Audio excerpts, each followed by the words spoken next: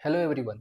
Civil इंजिनिअरिंगमध्ये ज्यांना government job मिळवायचा आहे अशा विद्यार्थ्यांना प्रिपरेशन स्टार्ट करत असताना एक प्रश्न नेहमी उभा राहतो तो हा की MPSC MESचं प्रिपरेशन करावं की सरळ सेवांचं प्रिपरेशन करावं. कारण MES ही डिस्क्रिप्टिव्ह पॅटर्नची एक्झाम आहे आणि सरळ सेवा या तुमच्या ऑब्जेक्टिव्ह पॅटर्नच्या एक्झाम्स असतात. मग हे प्रिपरेशन कसं मॅनेज करावं याविषयी अनेक विद्यार्थ्यांच्या मनामध्ये डाऊट असतो. मग याच प्रश्नाचं उत्तर कव्हर करण्यासाठी मी एक व्हिडिओ बनवलेला आहे. व्हिडिओची लिंक तुम्हाला खाली दिसत असेल. लिंकवरती जाऊन तुम्ही व्हिडिओ बघायचा आहे.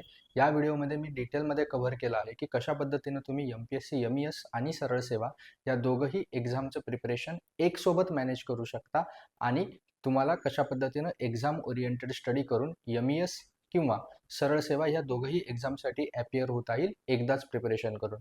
तेव्हा हा व्हिडिओ नक्की पूर्ण बघा आणि जर अजून कोणी तुमच्या ओळखीमध्ये असे विद्यार्थी असतील ज्यांना प्रिपरेशन स्टार्ट करायचं आहे अशा विद्यार्थ्यांसोबत हा व्हिडिओ शेअर करा. Thank you so much.